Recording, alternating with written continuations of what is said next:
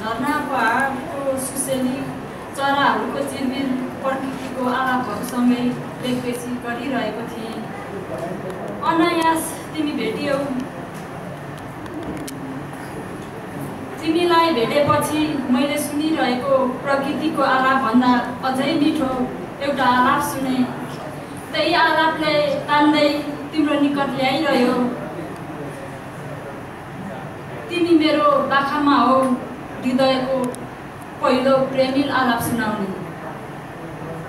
एक्लै एक्लै जङ्गल डुल्थे, एक्लै एक्लै खोलामा खेल्थे।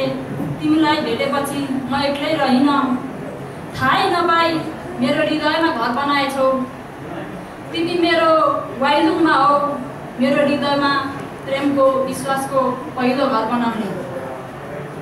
सपनामा आइरहन्छौ, कल्पनामा आइरहन्छौ।